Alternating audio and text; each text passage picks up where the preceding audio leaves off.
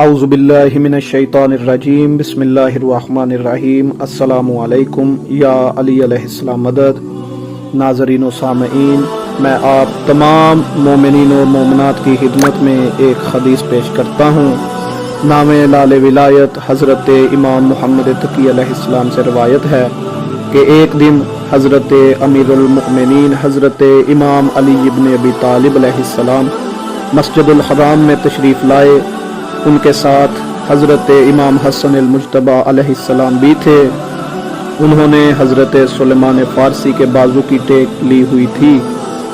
جب مولا کائنات حضرت امام علی ابن ابی طالب علیہ السلام مسجد الحرام کے اندر تشریف فرما ہوئے تو ان کے پاس ایک شخص آیا جو بہت خوبصورت اور عمدہ قسم کا لباس پہنے ہوئے تھا۔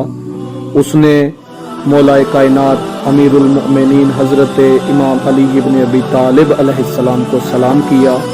مولا علیہ السلام نے اس کے سلام کا جواب دیا تو وہ آپ علیہ السلام کے پاس بیٹھ گیا اور عرض کرنے لگا، مولا میں آپ سے ایک مسئلہ پوچھنا چاہتا ہوں، اگر آپ نے مجھے ان کے بارے میں اس مسئلے کے بارے میں بتا دیا تو میں سمجھ جاؤں گا کہ لوگ آپ علیہ السلام کے متعلق ایسے معاملے میں پھنس گئے ہیں کہ اب انہیں نہ دنیا میں امن و سکون مل سکتا ہے اور نہ آخرت میں۔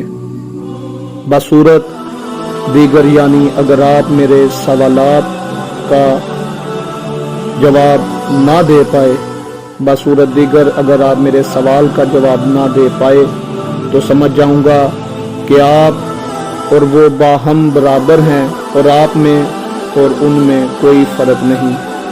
حضرت امام علی ابن ابی طالب علیہ السلام نے فرمایا، کیا بندہ جو تیرے دل میں سوال ہے پوچھ۔ اس نے کہا، مجھے یہ بتائیں کہ جب انسان سوتا ہے تو اس کی روح کہاں جاتی ہے؟ اس شخص کے سوال سن کر مولا کائنات حضرت امام علی ابن ابی طالب علیہ السلام نے حضرت امام حسن المجتبی علیہ السلام کی طرف دیکھا اور فرمایا، اے ابا محمد، اس کے سوالوں کے جواب دیجئے۔ تو شہزادہ امن حضرت امام حسن علیہ السلام نے فرمایا کہ اے انسان، تو نے سوال کیا ہے کہ جب انسان سوتا ہے تو اس کی روح کہاں جاتی ہے؟ تو اس کا جواب یہ ہے کہ انسان کی روح ایک خوشبو سے متصل ہوتی ہے اور وہ خوشبو ہوا کے ساتھ جڑی رہتی ہے۔ انسان کا بدن بیدار ہونے کے لیے حرکت کرتا ہے تو جب اللہ تعالیٰ اذن دیتا ہے کہ اس روح کو انسان کی طرف پلٹا دیا جائے تو روح اس خوشبو کو کھینچتی ہے اور وہ خوشبو ہوا کو کھینچتی ہے تو روح انسان کے بدن میں واپس آ جاتی ہے۔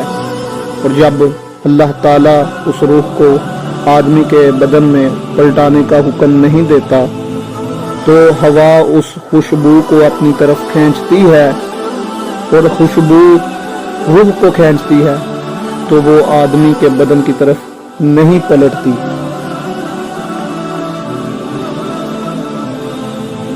امام حسن المجتبی علیہ السلام کا جواب سن کر وہ شخص پکار اٹھا، میں گواہی دیتا ہوں کہ خدا کے سوا کوئی معبود نہیں اور میں ہمیشہ اس گواہی پر قائم رہوں گا۔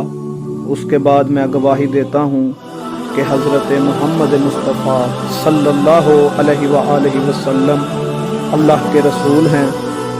اس گواہی پر بھی میں ہمیشہ قائم رہوں گا۔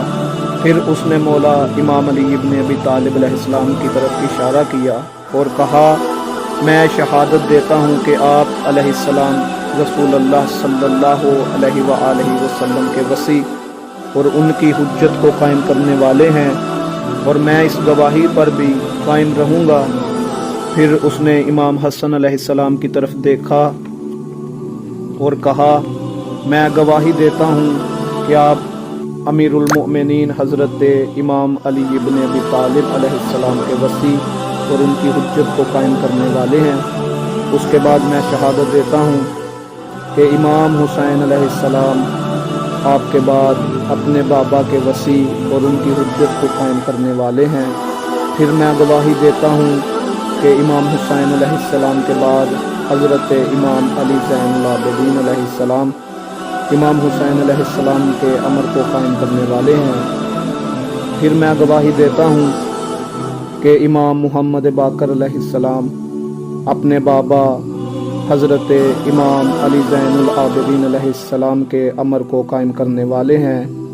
اس کے بعد میں گواہی دیتا ہوں کہ امام جعفر صادق علیہ السلام اپنے والد گرامی کے امر کا جاری رکھنے والے ہیں۔ اس کے بعد انہوں نے 12 اماموں کی گواہی دی۔ اس کے بعد امام حسین علیہ السلام کی نسل مبارک میں سے ہونے والے اس شخص کے بارے میں شہادت دیتا ہوں کہ جسے نام و کنیت سے اس وقت تک نہیں بلایا جائے گا کہ جب تک اس کا امر ظاہر نہ ہوا اور وہ زمین کو عدل و انصاف سے اس طرح پر نہ کر دے کہ جس طرح وہ ظلم و جور سے بھر چکی ہوگی۔